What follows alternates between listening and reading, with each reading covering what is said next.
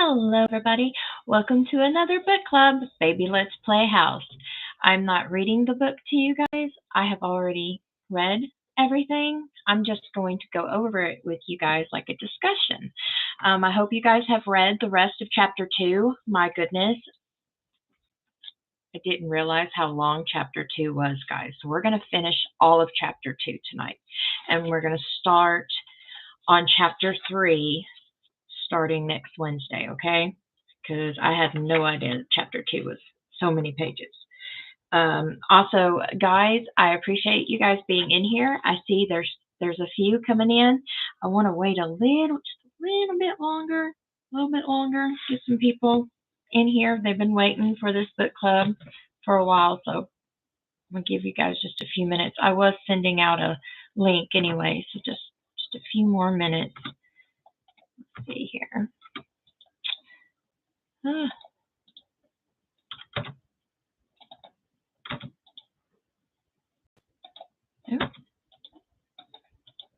It will not do that. Okay, never mind. Okay, I see there's a few more that came in. Good. I didn't want to start without some of y'all. I'm waiting just a little bit longer, get you guys in here. I'm sending one more link out right now. Hi, Michelle. Hold on. I'm getting more people in here as I send it out. So, one second. Okay, that's it. All right. Hey, Ruby. You guys, it has been raining here all day long. Like, not just rain, but the type of rain that it saturates everything, including my hair. You know, have I ever had one of those bad hair days? Well, I'm having it. Michelle, I've been reading the book. Good. I have too. Chapter 2 was very interesting. We're going to get to his upbringing. So it's real interesting, and I'm glad you guys are coming in so we can get this started. All right. Now, here's the thing. I have an appointment tomorrow to get new glasses because I'm telling you guys, I cannot read this very well, but I'm not really reading it. I'm kind of like got notes in the margins, but it's hard to read my notes because they're so small. So I'm going to be lifting my glasses up a lot. Please just don't bother. It's just one of those things. But my eyes, I haven't been neglecting them. People have been telling me to go get to a doctor, and I've been having so much other stuff to do that I never went. So now I'm finally going. But goodness sakes, it's hard to read. Hey, Rhonda. Okay, so we're going to start. We're going to start on chapter 2, which we already read some last week. So we're in like 1, 2, 3, 6 pages in chapter 2. Okay, and where we left off was talking about the stillbirth of Jesse and the death of Gladys's grandmother, the death of Gladys's sister. I mean, she had so much trauma and loss in her life. I mean, this woman was strong. I mean, this is why I have always looked up to Gladys, because she inspires me to be a stronger woman. Isn't that crazy? I'm just throwing it out there to you. Understanding Gladys's life and her hardships and everything made her the person who she became, but also has inspired me to be more, I don't know, but that's just how I feel. I kind of feel a closeness with Gladys. I always have, but reading her hardships make me feel like I'm getting closer to this woman. Mary, I'm loving this book. Thank you, Shauna. You're welcome. I'm really enjoying it myself. I don't quite like the psychosis stuff on here. I don't like the psychotherapist stuff in here, because it's not like they ever sat on a couch and some therapist rummaged through their brain or anything. That never happened. We're just going by what they say. So I don't like that part of the book, but I do love the history of what they've went through in this book. It's really amazing. Patricia, hi Shauna, and everyone. So that's where I'm going to start. Is what's going on? What's going on next? We also talked about Vernon going into Parchman prison for a forged check. We talked about how Gladys fought to get him out, and he finally got out. We got to the point where they weren't doing so good financially when he got out because not too many people wanted anything to do with felons back in the day. If you committed a felon, if you got put in prison and you got let out, you don't associate with that person. We're going back to way back in the late 30s, guys. So, a lot of society has changed since then. We all have friends who have probably made some mistakes when they were younger, but they turned out real good in the end. But in this book, it's like, in this society, you just don't associate with people like that. Hi, CPAM. Hi, Kathleen. You agree, Michelle? Okay, so that's where we were. So I'm gonna see what I've wrote in the margins here. So Vernon returned home from Parcham, like I said, but it was like early of 1939. Okay. Some folks, as I was telling you guys before, didn't associate with a criminal. It didn't look good back then. And you were just an outcast if you were put in jail. Your friends that used to socialize with you before you went into prison are not the same friends that you socialize with yourself out of prison. So there's that. Hey, Three Severed Heads, how you doing? So you just don't associate with people like that. But this is 1939, guys. Vernon, it says this book said that Vernon took advantage of his situation because Gladys had been working at Long Laundry, and Vernon just didn't want to work. I mean, he got out of prison, and the only thing he wanted to do, according to this book, was moonshine, go fishing with Travis, moonshining,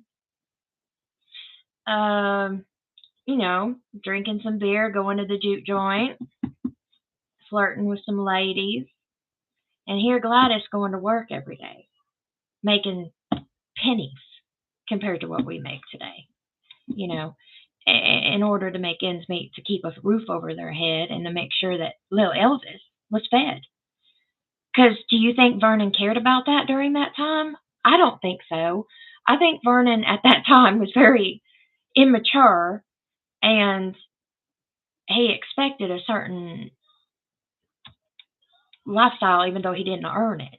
He was just young. I mean, granted, he probably got better older in age, especially when Elvis made him his financial, to pay his bills for him and stuff. But during this time, he wasn't a responsible person. There wasn't a responsible head in Vernon's body, especially getting out of prison. You would think getting out of prison would make him get on the right path, learn a trade, do something. Well, the only trade, according to this book, that he knew how to do was he was a dead-gum good carpenter. He was a very good carpenter by trade. But it was like he was allergic to work.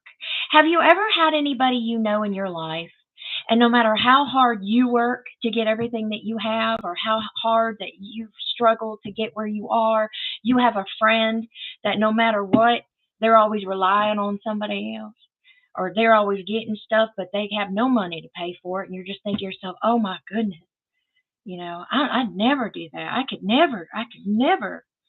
I think Vernon had that type of mentality. He wanted something more, I guess, because being allergic to hard work in 1939 surely wasn't a good thing. I mean, people are lazy now because of internet and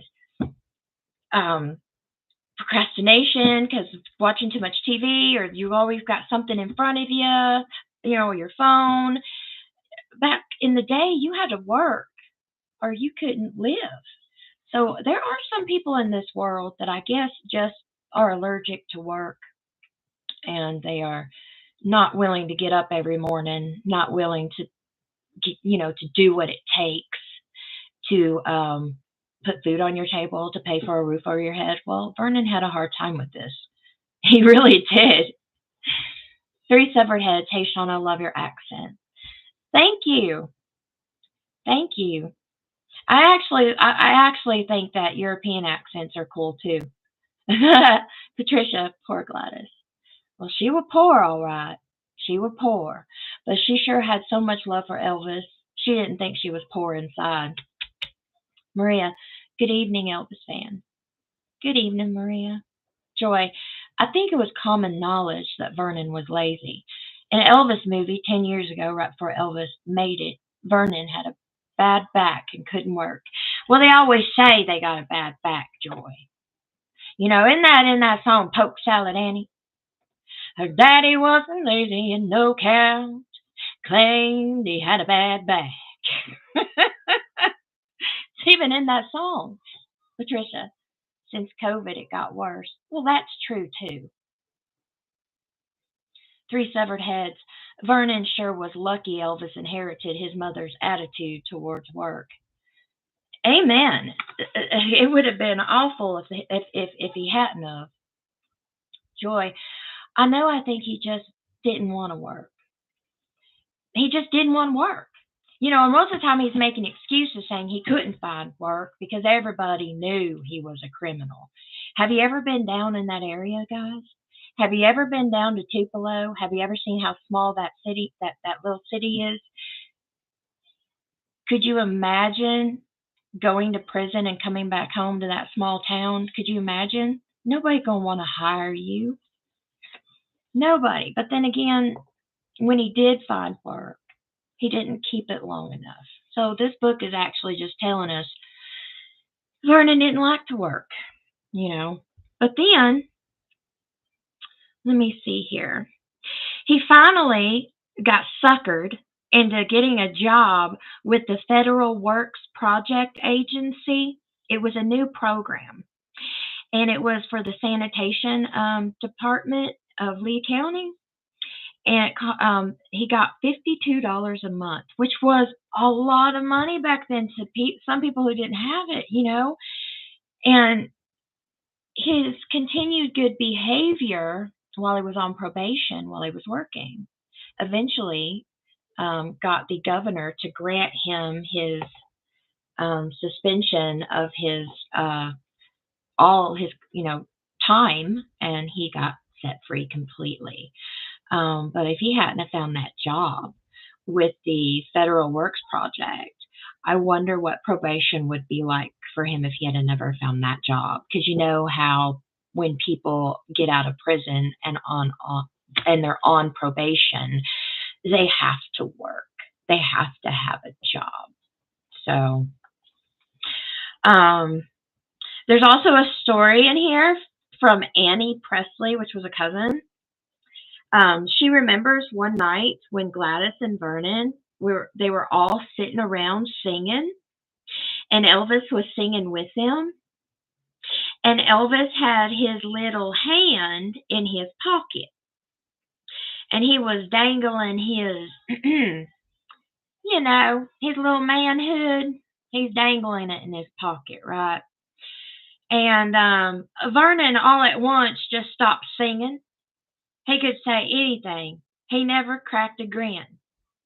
So Vernon said, "So, son, if you just quit playing with that thing a little bit, you could be able to sing." Could you believe that story in this book? Out of all stories to know of Elvis as a little boy, is him playing with his privates while he's singing, maybe 5 years old. Oh my goodness.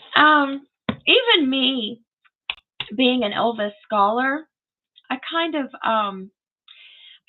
missed this information because I don't know how. I think I missed this information. This is new to me, so it cracked me up, guys. So I'm sitting in my kitchen I'm sitting at my kitchen table and I'm reading this book a couple of weeks ago and this part comes up. I'm telling you guys because I know my son and how he was when he was 5. And I'm laughing so hard and I'm still not trying to. The tears are just running down my face. And then all of a sudden, I promise you not, all of a sudden, after I'm laughing because of this part, watching little Elvis in my mind, playing with his little ding-a-ling, and that's what they call it in here, his little ding-a-ling, while they're singing, and then Vernon go, "Hey son, if you quit playing with that, maybe you might be able to sing with us." It got me laughing so hard, and then a thought came into my head. The thought that came into my head was, you know that song that came out in the 60s, I think it's called My Ding-a-ling. That song by Chuck Berry got me because I was reading this. I'm sorry, guys. No, I'm not sorry. It's fun to laugh every once in a while, you know? In a world full of gloomness like we've had, it's okay. But I'm telling you, I read this part, picturing him doing that as a small child, and then somehow the song by Chuck Berry, "My Ding-a-ling," starts playing in my brain. Oh boy.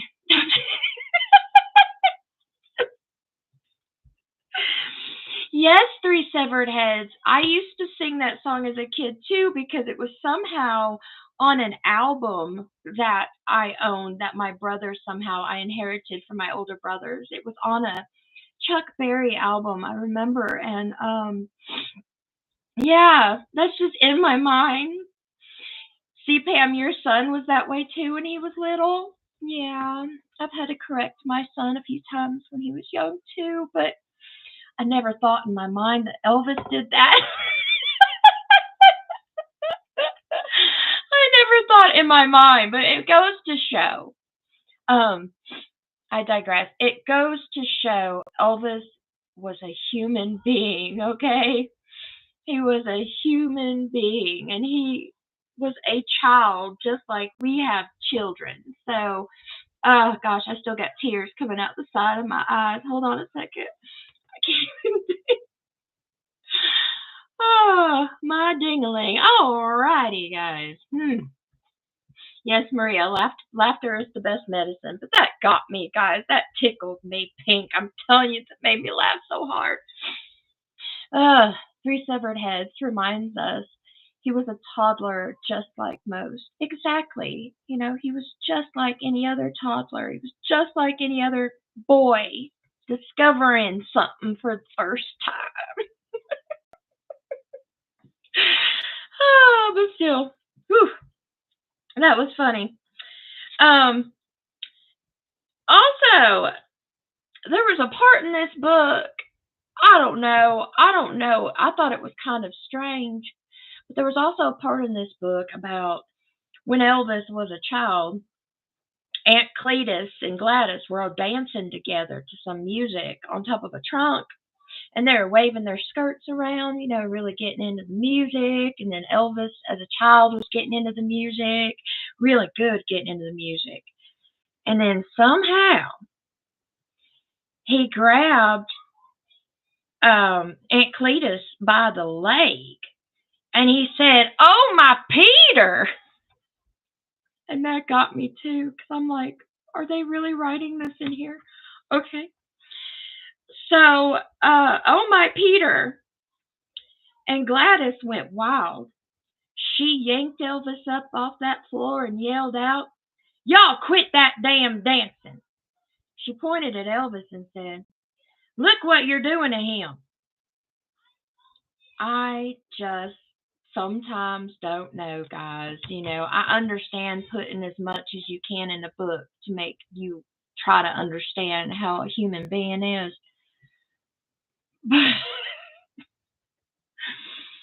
This one got me but it wasn't quite as funny as the my ding-a-ling. That was the hilarious part of this page. Um, but as Elvis got older, I guess he associated his Peter or his ding-a-ling or whatever you want to call it, guys. I don't know. This is just a weird chapter. He started calling it when he got older Little Elvis. So if you guys need to know, that was the nickname he gave it. I guess he gave it a different brain too to function. But that's just what Elvis did. But anyways, I don't know. Elena could have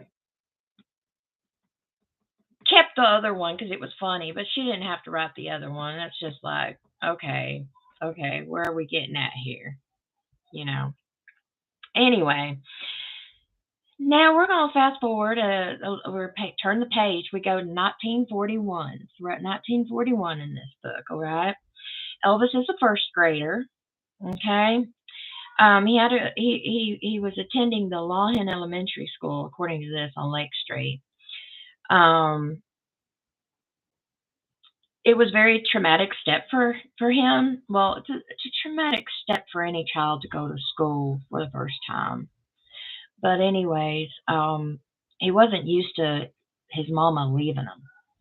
So, but then again, any child that goes to school for the first time is very scared and upset when their mama and daddy leave them.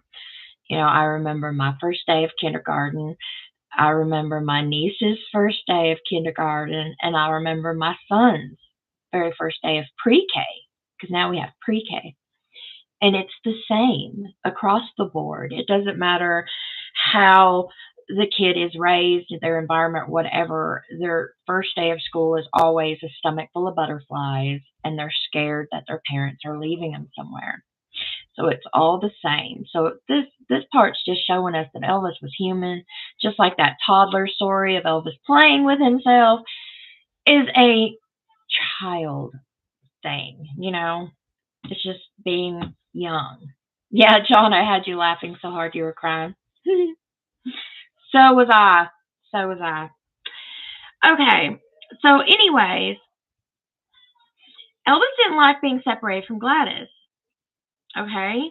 And Vernon in 41 lost his federal works project job. So he had that good job, got himself off of probation with that job, making $52 a month, and then he lost his job. So now he's jobless in 1941. Okay, so this had to have devastated Gladys.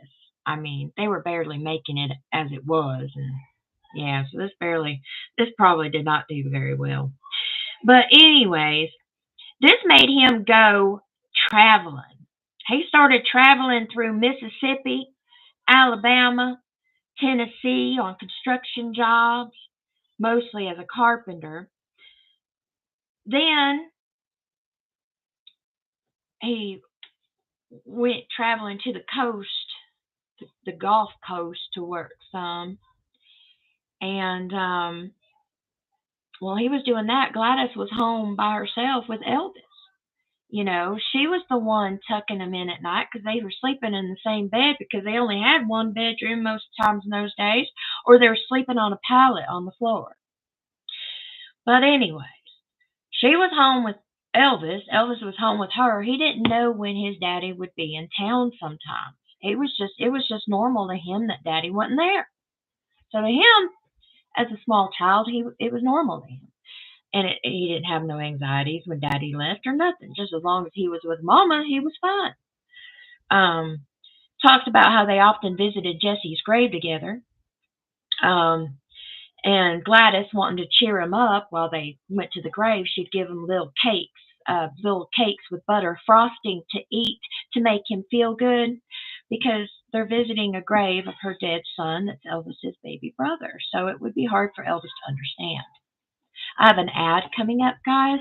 So I don't really want to talk about too much, or some of y'all might miss it. So if you watch the ad, that's how I get paid. If not, I'll see you when it gets over, and we'll start in a minute. But you guys, Elvis had his mother, and he was fine with that, you know. And when Vernon got out of prison, you know that Vernon wasn't fine with it, but he finally realized after a little while that that's the hierarchy. That's going to be the hierarchy of this house. It's Gladys, Elvis, and me. You know, some men in their households, it's always the man that's the head of the house. The wife's in the middle, and your children are on the dead end of it. But no, in Vernon's house, he knew when he got out of prison it was Gladys, Elvis, and he was the one on the bottom. But households have changed throughout the years, right? Some households it's the mom on that's a disciplinarian and whatnot. Some households it's the dad. But Vernon knew a long time ago that Gladys ruled the roost. But guys, wouldn't she though? She was the one going to work paying the bills. She was the one making a living so her and Elvis could live and eat. Sometimes it says in this book, Vernon really didn't care too much. I mean, and when he did care, he couldn't keep a job worth anything, and he'd have to go from job to job, job to job. So that's what this book is telling me, anyway. Hey, Patty. Yeah, poor Gladys and Elvis. Now you understand why they were so close. I mean, they were fine with one another. I mean, with what this book was saying, since Elvis lost his twin and Gladys lost her firstborn son, the twin, she put all her love that she was going to give for Jesse into Elvis too. So she loved him double. She probably got mad at him double too. You're going to hear in this book some of her disciplinarian ways. So, all right. So where were we? That ad's probably over by now. So it says in this book that Billy Smith once said Elvis used to carry a knife and fork in the back pocket of his pants because he didn't like to eat with other people's silverware. Billy Smith said that Elvis would eat from your dishes, but he would never eat from your silverware. He had this habit until he went into the army, except he didn't eat or drink after anybody, and he didn't want you to drink after him either. Which also I think that's really weird because he had that germ phobia thing, right, with this stuff as a child into early adulthood. And then once he hit Vegas, baby, he was kissing every girl in the front row. It didn't matter what. You get a kiss and you get a scarf. So that was always strange to me. Like, how can he be so much of a germaphobe as an adult? Like, even his ex-wife says that he was a germaphobe, but it makes me like, okay, so he can't eat from other people's clean silverware. But he can kiss a stranger woman right on the mouth, no problem. Sometimes open mouth, you know? So that always got me. Cheryl, Gladys held the family together. She sure did. If it wasn't for her, they wouldn't have had nothing. Nothing. So, Patricia, they had each other, so they relied on each other. Exactly. And Vernon wasn't around. I mean, the prison time he spent, and then when he was out of prison, he was traveling, working, trying to work anyway. I wasn't home that much. Anyway, shows here that Elvis wanted a brother or sister so bad, but it never happened, right? But one time it says here that Gladys pulled a cruel trick on Elvis once. Barbara Hearn told a story in the 90s about her and Gladys being on the front porch shilling peas or something. And Gladys told Barbara Hearn at one time that once upon a time in Tupelo, Gladys was sick and the doctor paid a house call. Elvis was a little boy and saw the doctor leaving. He came running into the bedroom and he kept saying, "What's the matter? What's the matter?" Gladys had doubled a pillow up and put a blanket around it. She said, "Oh, Elvis, come and look what the doctor's left." It looked just like a baby lying there. He was so happy looking at it. He broke out into a big smile and ran over there. But when he saw that she was playing a joke on him, and it was just pillows and a blanket, he was so disappointed and angry. It made him so furious. It made him mad that she lied and it had not been a baby. She probably wouldn't have done it if she had thought about it a while, particularly after she saw how upset he got. I'm sure she was sorry afterward. So Gladys was playing a trick on him. Come to find out, he really wanted a brother, baby, sister, or brother so bad that when the trick came to be that it was a trick, his heart was broken. I don't know. But Barbara Hearn said that Gladys told her that on the front porch while they were shilling peas one day. But here in the South, when you sit on the front porch shilling peas or chucking corn, there's a lot of great in-depth stories that happen on front porches, guys. If you've never experienced that before, go try it. It's something to experience. My family's done stuff like that, my whole life. Now, granted, I haven't done it since I've moved here, but growing up, we used to do it all the time. And there were a lot of good stories being told on that front porch, just chucking corn or shilling peas. A lot of good stories. So it's a tradition that's happened for forever. Not just my family, but I knew lots of families that would do it. All right, Patricia. They had each other, so they relied on each other. I read you. Sorry already. Joy. My sister took Elvis as his food after concert, and he had vegetable soup and crackers. She took his silverware. Oh, so was your sister a server up there in Vegas or Tahoe or something, Miss Joy? Patricia, how horrible. William, Gladys was the rock. 3 severed heads. Oh my God. I know someone who is really dirt phobic and has 3 or 4 hovers, yet I've noticed she doesn't clean her cups or plates, etc. properly. I said, you're worried about dirt on the floor, but you don't eat from it? Wow, some people are just different. They have triggers and just things are different. Everybody, what do they say? What do they say? Different strokes for different folks, man. Different strokes for different folks. 3 severed heads. She hadn't thought about it and agreed, but couldn't say why. Elvis might have had similar. Maybe. Used to churn butter, Joy. It's the same type of thing. Something that takes a long day's work. There's a lot of conversation to be had on front porches and kitchens around the South, and that's just probably what Barbara heard was listening from Gladys. But you can do the same thing by canning. You guys ever canned anything? Here in the South, we do a lot of canning. We can our own vegetables. We can our preserves. We can our jams and jellies. 3 severed heads. Sorry, Joy. No, it was Murfreesboro, Tennessee at Ran. Oh, Rainbow.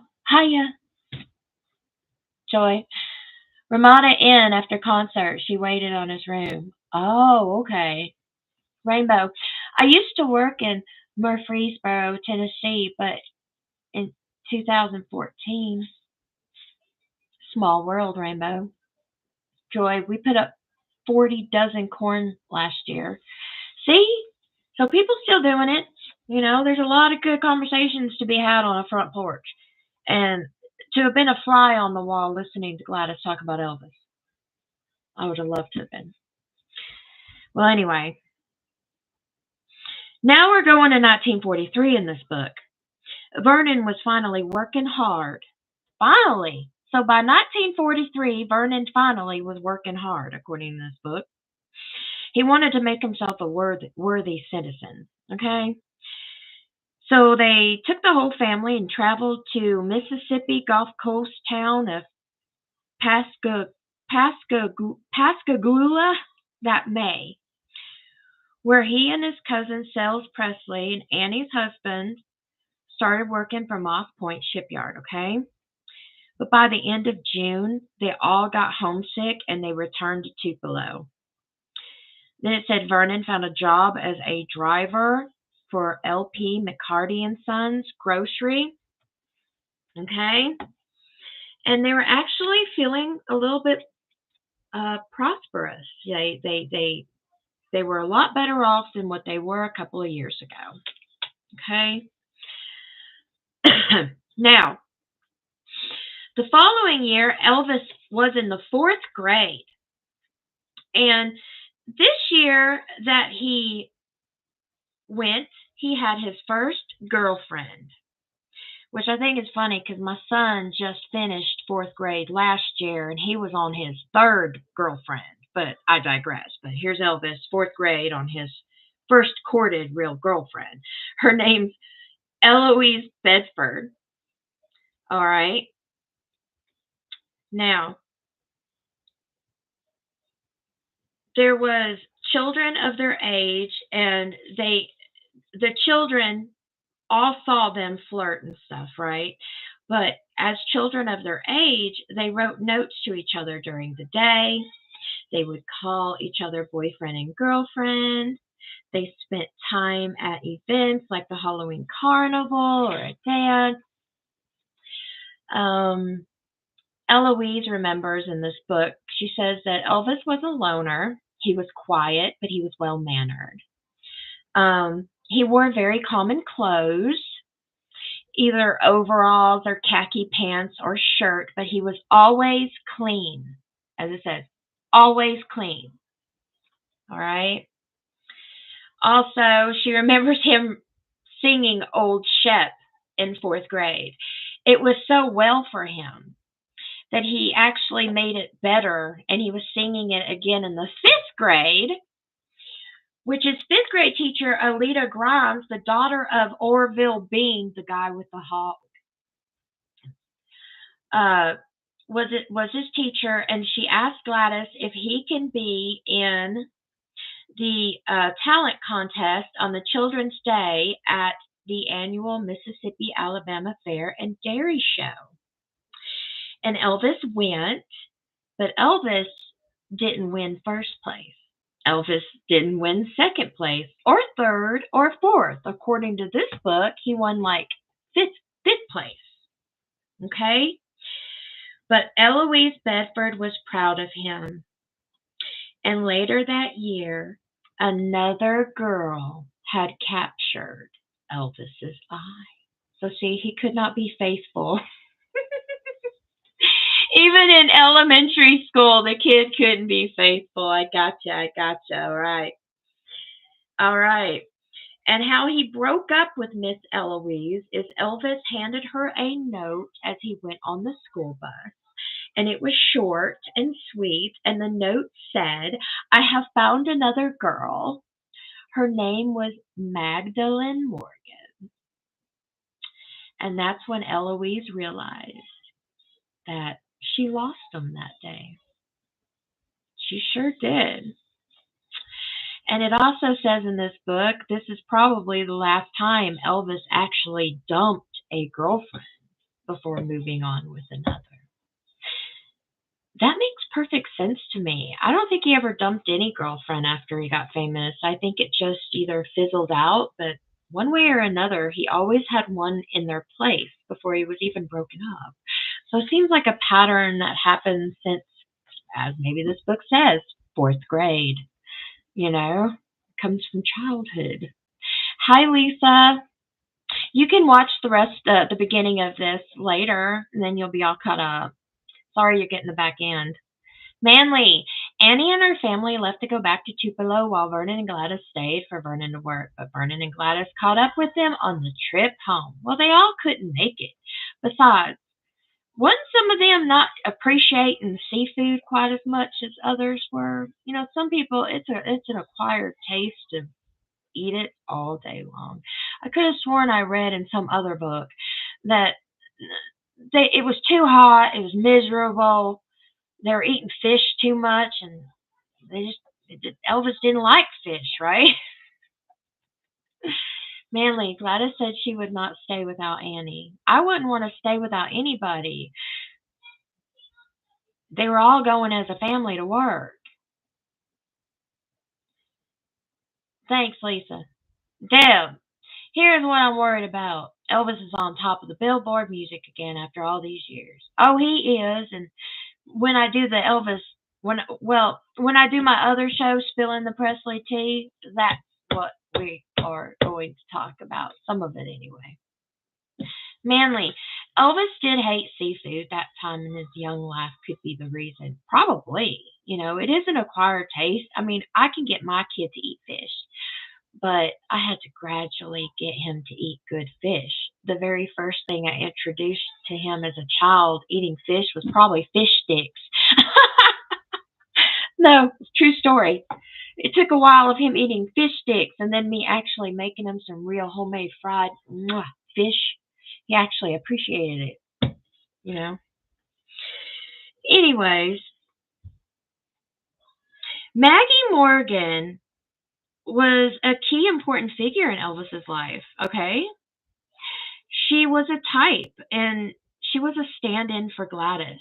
She had dark hair and eyes. She was standing 3 inches taller than her new beau. Maggie had known Elvis since the third grade. And it was the Assembly of God Church that got her infatuated with Elvis. By 8 or 9 years old, this Maggie girl was already the lead pianist player in the church.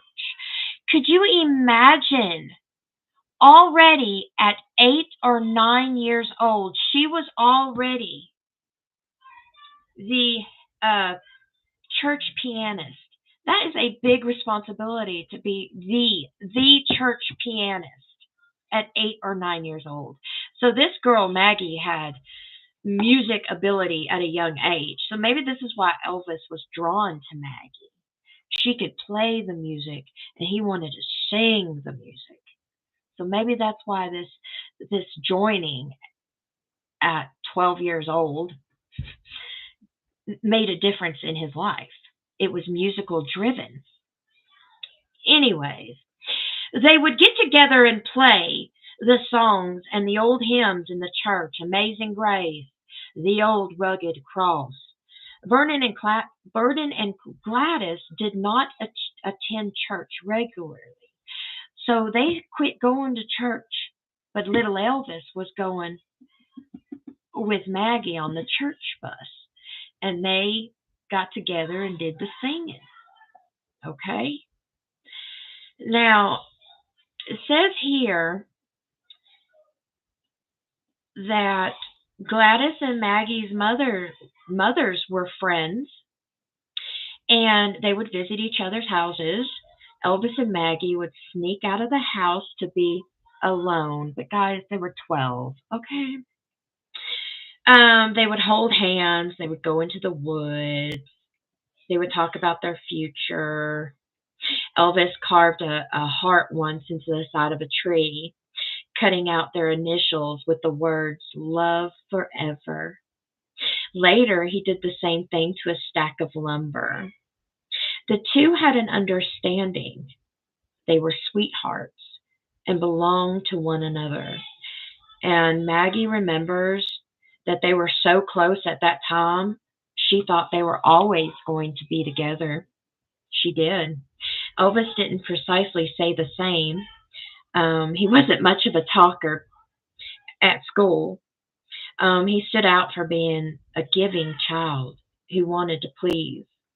So, see, in school, they remember him being a giving child wanting to please. So, when Elvis was around other boys, he wasn't as so restrained as he was with females.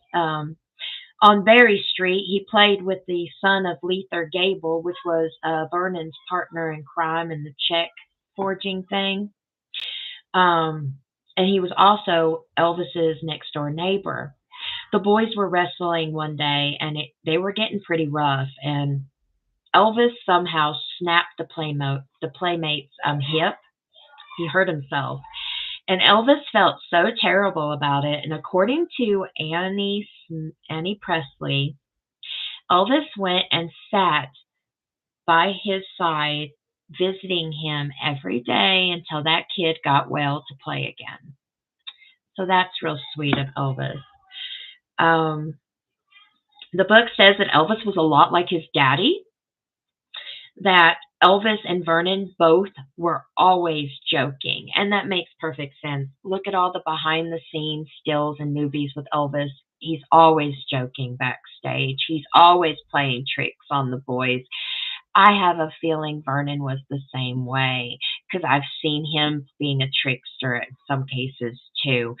So, yes, Elvis and his daddy, with that aspect, and then being handsome, was, you know, similar. Of course, Gladys remained his whole world, like this book said. Gladys was also his role model. Um, he was he was her friend, companion, protector, and she was his friend, companion, protector.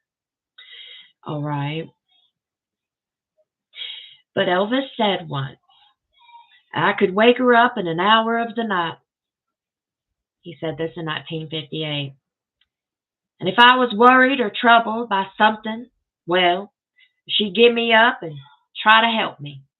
So no matter what it was, if he told his mama something was wrong, she'd get up right then and there and help him and help him. So that's really gives you an idea of how close they were. Also, Gladys watched her son like a hawk. And you guys have to realize she lost a baby, so she is very protective over the one only child that she has. And me being a mother of a one only child, I get that. I get that. Your child is the most precious, the most precious gift anybody can have is your child. It's your child. But with other children, it was hard for Elvis to play because Gladys wanted him to be close by. The other kids would get to go do things, and Elvis had to stay home. Elvis would be told to play in the yard. I remember doing that to my kid too. "Oh, yeah, you can go outside, but you better be in that front yard. And when I call you, you better listen and get your butt back in this house or you're going to be in trouble." I've done it. So I get that. It's like, your butt better be in that front yard. You're the only kid I have. You want to go play? Sure, but you're going to stay in the yard because I can't have a heart attack looking for you if you wander off, you know? But uh, a cousin of Elvis, Harold Lloyd, who used to live with the Presleys for a while in East Tupelo, was always scared of Gladys, and he nearly prayed that nothing would happen to Elvis while they were playing together because Gladys would have tore his hiney into two because he was so afraid Elvis would get hurt. Because if Elvis got hurt, Harold thought he was going to get hurt with the switch. Okay, back then people had a personal switch. Okay, and they used it. Uh huh. So his cousin always played gentle with Elvis because of Gladys. Um, Elvis said this himself in 1965. "My mama never let me out of her sight. I couldn't go down the creek with the other kids. Sometimes when I was little, I used to run off and mama would whip me, and I thought she didn't love me." Oh boy. I've had that conversation with my kid once before too. He's probably, I think, 8 or 9. He did something so bad. Not even going to go there, but he deserved a little bit of a paddling he got. When he was done, he said, "You don't love me, Mama." And I said, "Honey, the only reason why I did that is because I do love you." He just didn't understand. But later on, now he does. He understands. He gets disciplined because I do love him. If I was a parent that didn't care, I wouldn't discipline him. You know, they say this now, and they used to say it back in the day, and they're trying to bring it back now, but they say what the Bible says, spare the rod, spoil the child. Well, some people spank, some people don't.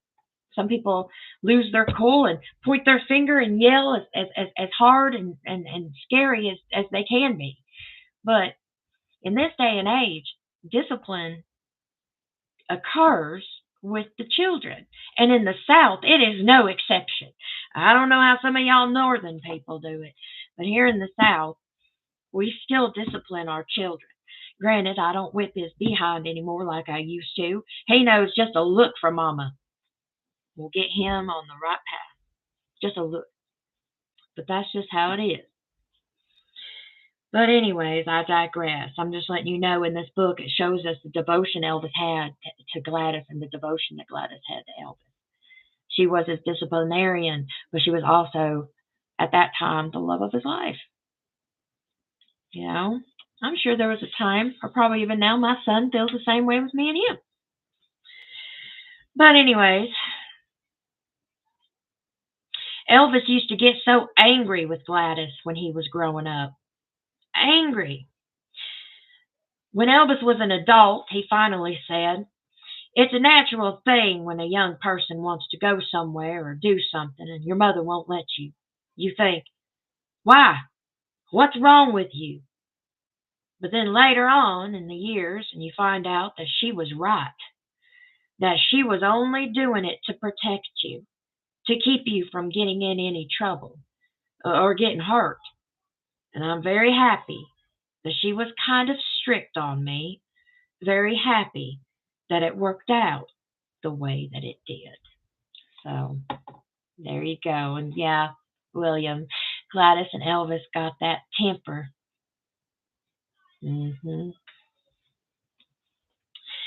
January 8th, 1946. We're on the big Elvis's 11th birthday day in this book.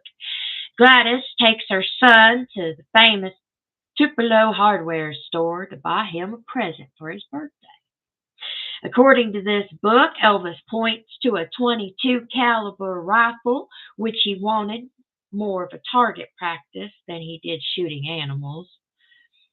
Once Vernon had offered to take Elvis hunting, but Elvis forbid it, saying, "Daddy, I don't want to kill no birds." And Elvis never went hunting. He had lots of guns, and he loved target practice, but he never killed animals. But anyways, Gladys turned to the salesman, whose name was Forrest Bobo, at that Tupelo hardware store, and she says, "Is this thing dangerous?" The guy said, "Sure, it's dangerous. It's a .22 gun. You could kill somebody with it, or you can get killed by it." And that's when she made her decision. And I guess she just had to look at her son and say, "Son, wouldn't you rather have a guitar? You sing a lot. A guitar to accompany you would do the trick, and you love to sing. Wouldn't you rather have a guitar?" Well, according to this book, Elvis threw a temper tantrum right in that hardware store. Oh, I've been there myself. He didn't want a guitar. He wanted a rifle. Gladys threatened to spank him for making such a public scene. And then she told him he'd get nothing for his birthday if he don't stop that foolishness right now. So finally, that Bobo guy went into the back, grabbed a guitar, which people say was $12, but according to this book, it was like $7.75, like $7.75. And he gave it to Elvis, and Elvis was picking on the strings, and he kind of was picking old Shep in a way, and he said that it was fine. He's like, "Yeah, maybe a guitar would be all right." Anyways, according to this book, he got the bike too later on, like about 14 years old, and he wrecked his bike, and he broke his arm. So he couldn't play the guitar for a while. He got the rifle too, but this rifle that he got at a young age was Jesse's rifle.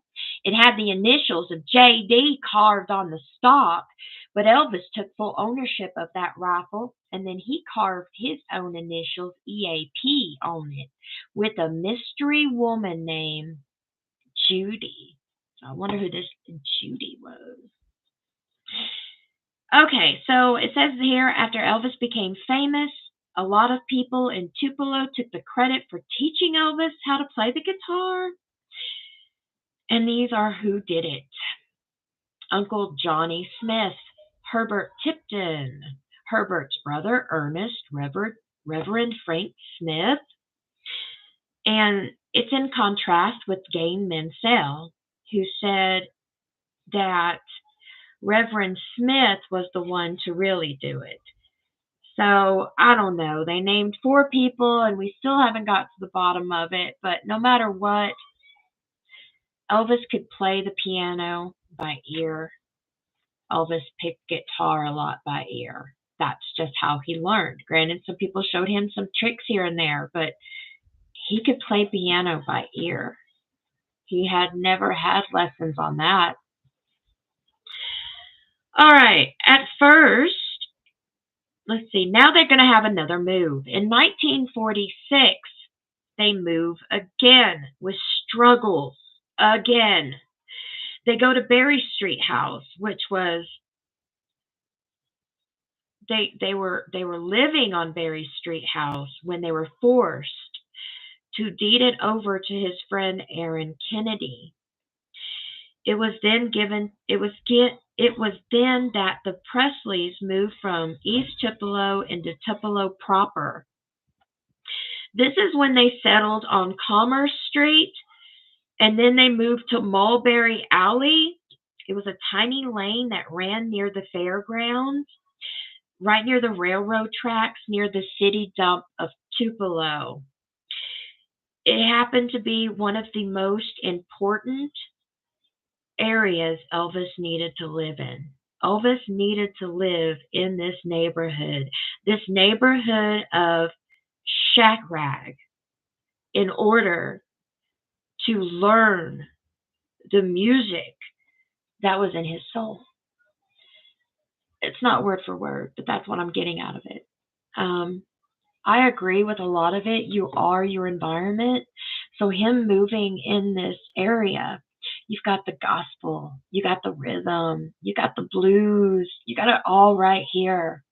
And I have a friend, and he watches the shows, and his family lives in Tupelo, and have always been there in that area of Shakrag, and they're still there today. And they're big fans of this show. And he states that it's just really hilarious how it's like a full circle, but Elvis's true roots that he can remember is just in this area. But I know a lot of it was his church as well. But guys, the gospel rhythm and blues that shook his bones, I believe, and this book also is stating too, that he found that in Shake Rag right there.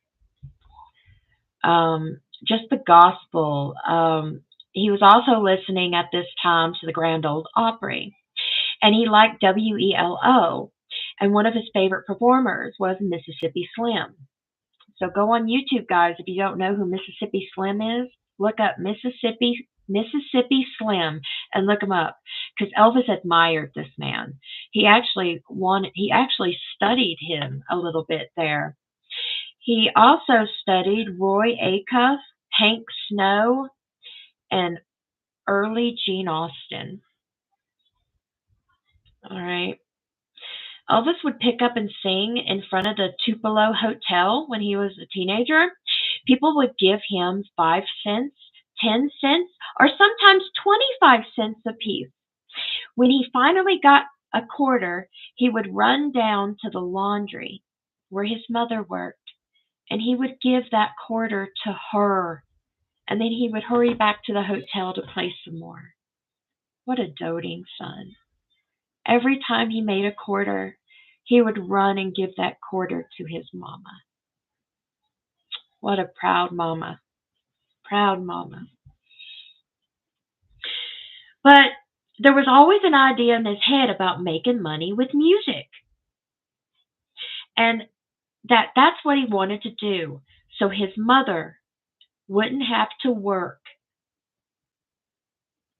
How sweet. He wanted to be a famous singer, so his mother would never have to work again. It's very sweet. Manly, Mississippi Slim was the older brother of one of the kids who was a good friend of Elvis. Really? Wow, I didn't know that. We have to give me what that name that friend is, because Mississippi Slim is a is not his real name. Mississippi Slim's real name is Carvel Lee Osborne. So I guess he's made himself Mississippi Slim. It sounds better. Patty, gospel was everything to Elvis. It was an important part of his life until the day he died. Agreed. Manly, stranger. I will have to look it up. It's in Bill Burke's book. Okay, thank you, Manly. I've never got to read Bill Burke's book. Not at all. Okay, and now, according to this, around this time, Elvis started listening to a black sister singer named Rosetta Tharpe, who took the Lord's songs from the choir and congregation to the nightclubs and cabarets and enchanted Elvis in a different way. You ain't nothing but a hound dog, crying all the time. She had a soulful voice that made you stop and listen. I enjoy I enjoy her work. I listen to her to this day. Her hound dog is what got Elvis inspired for his hound dog. But she's got that soulful voice. So, Lisa, I'm sorry to hear that, honey. I lost my daddy in 2008. Granted, I was in my early 30s, but it don't matter. I cried like I was a child, and I still cry for him because I miss him to this day. So I'm sorry your father is gone, honey. It's something we all have to go through. You know, a parent should never have to bury a child, but children have to bury their parents.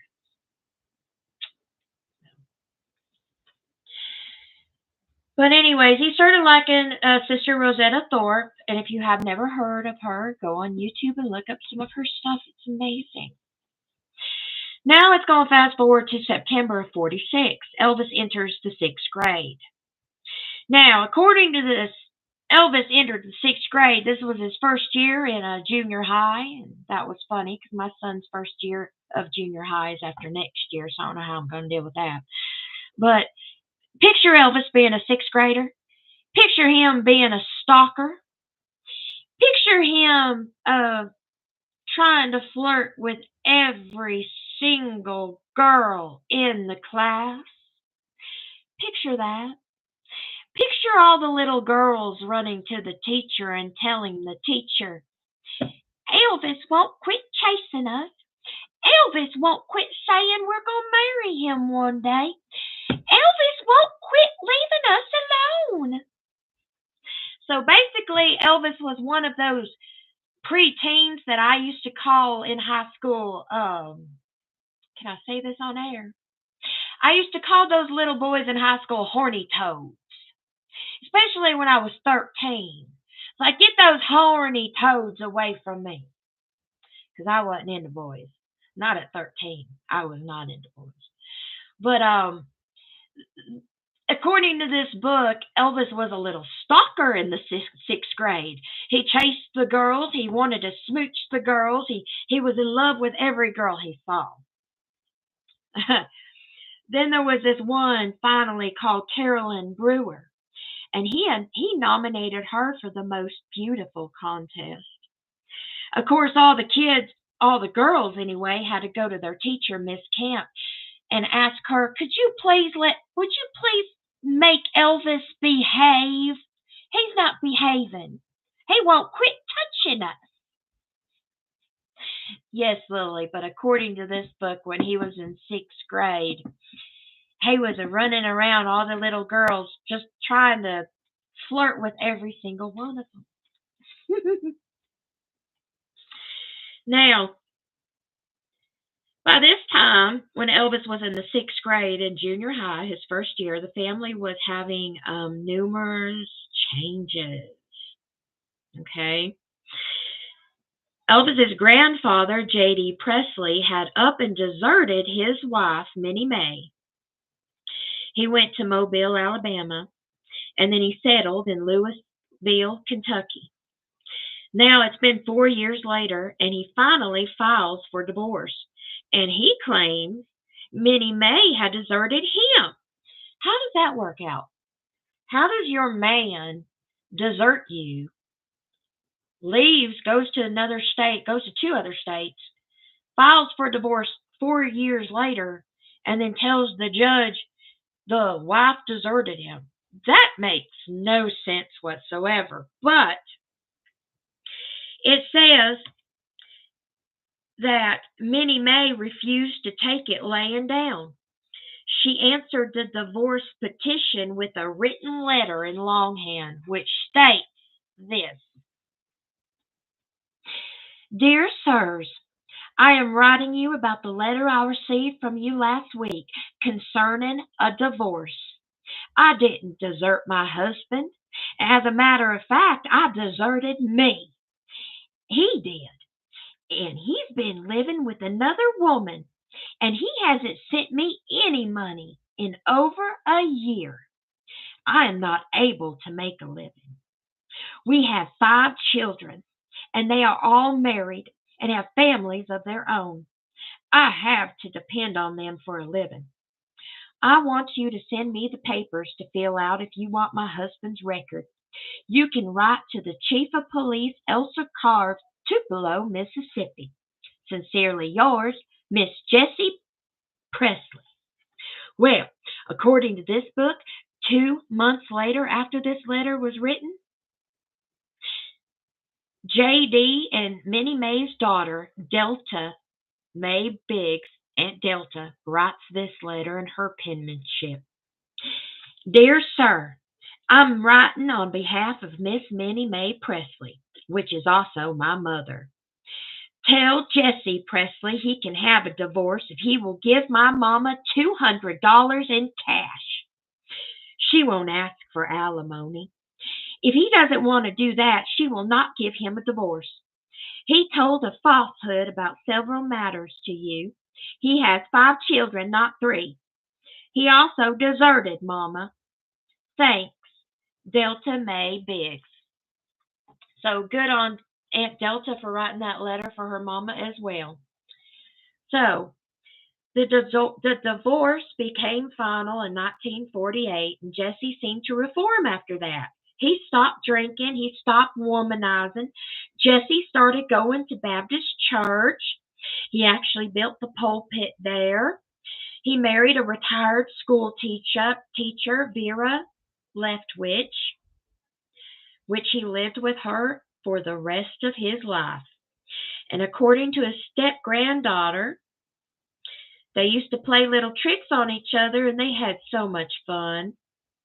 Also, according to this book, Jessie and Minnie Mae stayed estranged. She never called him by name. From that day on, after the divorce till Minnie Mae died, she referred to Jesse Presley as that son of a bitch. That son of a bitch. That son of a bitch left me, deserted me all by myself to be with another woman. That son of a bitch. Excuse my manner, but it's in the book. Okay. After this happened, she became a resident of Elvis, Gladys, and Vernon.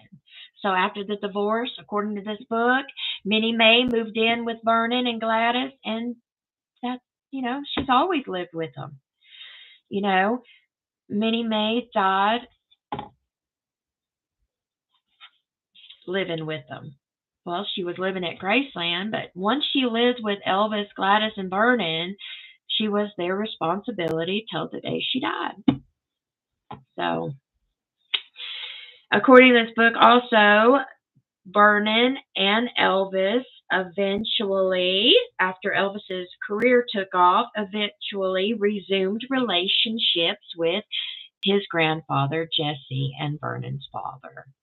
They exchanged birthday cards and notes. Jesse once made an album when Elvis was famous to show that there was music in the family. He was on some kind of TV show called I've Got a Secret. So, and actually, the video for that is on YouTube. You can look that up as well. Also, according to this book, we're going into the 7th grade. Of course, it says by this time Elvis is an average student. He's only making like a C minus. He's working on new songs, practicing chords on his guitar. Between classes, he's also taking his guitar to lunch. Everybody thought that one day he'd be probably singing on the Grand Ole Opry. In fact, he had a teacher that said one day that kid is going to be on the radio. Well, she was right, wasn't she? We're at the end of chapter 2. Maggie Morgan, the girl that he was in love with, the piano player from the Assembly of God Church, they finally broke up. It broke her heart because Elvis was moving to Memphis, Tennessee. And her heart was broken. But according to our friend Manly Stranger, her heart was broken, but 3 years later, Manly, she marries at 15, don't she? So Elvis broke her heart when she was 13 years old, and he moved to Memphis. And her sticking at Tupelo, she got married at 15 to some other man. But she, according to this book, she never forgot Elvis. In fact, it says here, even when she had children and a husband of her own, she would find herself thinking, about him from time to time. And that's what's sweet, is she felt love for Elvis. I don't know if Elvis felt love for her or not. Elvis likes to move on with the ladies. This is a pattern that's happened since he was, 8 years old? But that's just something that Elvis did early in life, and he had it in his adulthood as well. Okay, there's going to be another ad. You guys can watch the ad or skip it. It don't matter. I do get paid if you watch the ad, though. So I'm not going to talk about too much while you guys are away. Okay, so that is it. Chapter 2 is over. We're going to start on chapter 3 next Wednesday night. Okay, start on chapter 3 next Wednesday. Look at that picture right there. That is Elvis with Betty Ann McMahon from Lauderdale Courts in Memphis, 1949. So we're going to start talking about 1949 on Wednesday, chapter 3. Okay, guys? And yes, you're right, Manly. I just didn't have time to say that. Elvis was so much infatuated with Maggie in Tupelo before he moved that he actually written on the back of Vernon and Gladys's marriage license of a mock marriage between himself and Magdalene. And he couldn't write her name correctly, so it's a misspelling there. And Elvis' signature in pencil was authentic. But when a few years that marriage license got auctioned off, so that person that bought Gladys and Vernon's marriage license, which I wish it hadn't got auctioned off. That's history you would want for your family, But anyways, when the marriage license got auctioned off a few years back, whoever got that got Elvis's signature on the back with a mock wedding between him and this 12-year-old Magdalene. So that's a little sweet tidbit of history. So thank you, Manly. But I really wish they had never auctioned off Vernon and Gladys's original wedding certificate. That's pretty sad to me. You would think you want to keep that in the family. My mother has her grandparents' wedding certificate, and when my parents die, I'll probably end up with theirs. You would think you would want to keep that in the family, but I believe it should be at Graceland Manly, but it's not.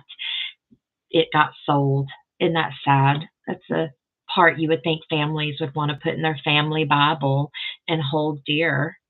But then again, this is not the typical Southern family that I'm used to. This is Elvis Presley's estranged grandbabies, right? So, anyways, guys, thank you so much for joining me this evening. You could have went to any Elvis channel tonight to hear about Gladys and Elvis, but you didn't. You came to mine, and for that, I thank you, and I love each and every one of you. Um, guys, know that there will be no spilling the Presley tea on Friday because I'm recording a special show with Mindy Miller. So I hope you guys can watch it. It'll be premiered on Monday night. That's it, guys. As announcements, I'm looking forward to talking to Mindy. I've already talked to her probably a few times on the phone already, but I'm looking forward to actually doing it for real for you guys. And that's what we have in store for you guys. So I hope you guys watch it. You're going to learn some things. There's some things that's going to come out that's going to blow your mind. Manly, Vernon stopped caring about that certificate, so it floated away. Probably so, but still, you would think Elvis would want it in his possession, after Gladys passed. Patricia, I can't wait until Monday now. Yay! I just hope y'all will be here. I really do. But we're going to have a good show with Mindy Miller.